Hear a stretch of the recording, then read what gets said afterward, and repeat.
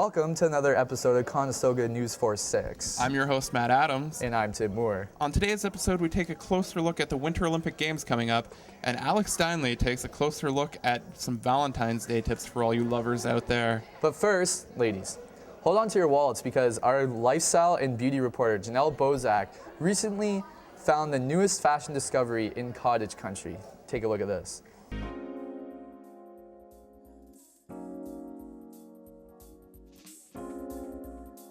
If the smells of pretty flowers and pink sugar in the air don't draw you in, the dazzling heart-shaped Gossip Girl iconic style, necklaces, earrings, and headpieces will be sure to rock your world. Located in the heart of downtown Aurelia, Flawless Boutique sits quietly in Hollywood style.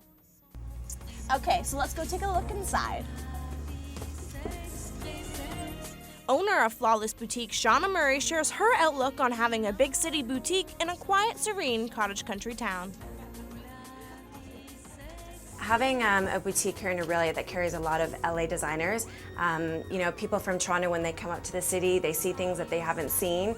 There's always unique, different items. I try not to carry too much of one thing so that not everybody here in Aurelia is wearing the same stuff.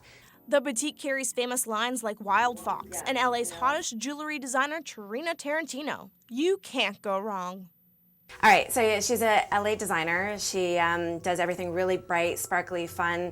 When you wear her jewelry, you get noticed. And she does tons of press, which is here all over the wall.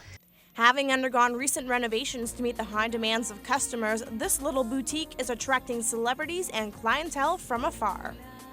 Absolutely my favorite shop in all of Aurelia, actually in all of Toronto. I come out feeling great. I love the stuff. Awesome. What a fun shopping experience. I even bought a little something for myself. If you want to shop and look like the stars, this is the place to come. Flawless Boutique will have you leaving feeling great. It's the cutest petite boutique around. Reporting in Aurelia, I'm Janelle Bozak for Conestoga Newsforce 6. With the Vancouver Winter Olympics now here, Mike Zakshevsky takes a unique look at Canada's national pride in the Games.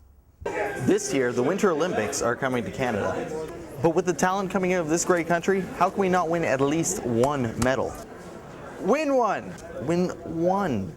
Just one. And while you're at it, do us a favor, win them all. We've always been a great country full of nice and decent people. Well, I want that to change. I want this country to stand up and say, we're not going to take it anymore. I want blood to run down the ski hills of Whistler.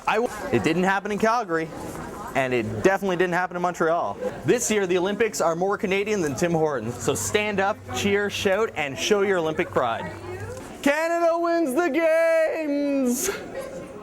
So Canada, when that red and white flag is raised to the rafters, Canada wins the gold, I want you to scream, I want you to shout, I want you to show your Canadian pride, but most of all, I want you to bleed.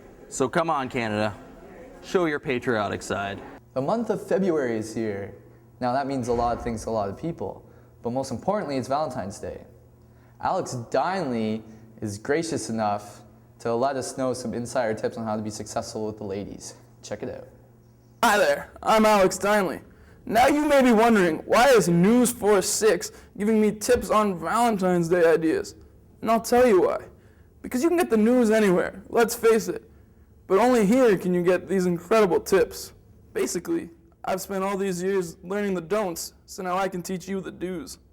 For those of you who think you can squeak by on Valentine's Day with flowers and chocolates, forget about it. Sure, flowers and chocolates are good as part of a gift, but you can't ride on the wings of that alone. You need more, something a little more substantial. You know, flowers will die, chocolate will get eaten, but this heart-shaped pillow, this adorable bear, they're there forever to remind that special someone how sweet you were for one day. But still, even the most nice, expensive, well-thought-of gifts, such as Tiffany's pearl necklace, still needs that personal touch. This can be anything from a well-picked card, or for those of you with some more cajones, you can opt for the poem or song option. For those of you trying to buy a gift that you can incorporate into a nice little poem, this is an interesting idea. It goes well, but make sure you think it through before you commit.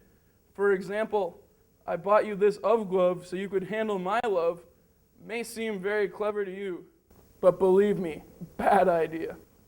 Now, doing something together is obviously a given.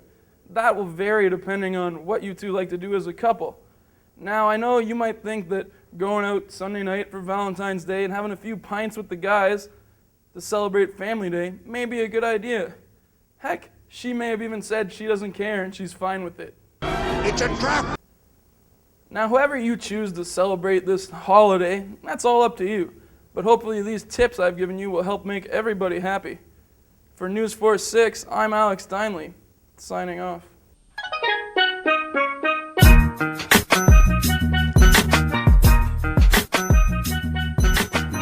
So that just about wraps up another episode. I think we did pretty well. How about you? Yeah, I think it went pretty well. Yeah. Signing off, I'm Matt Adams. And I'm Tim Moore.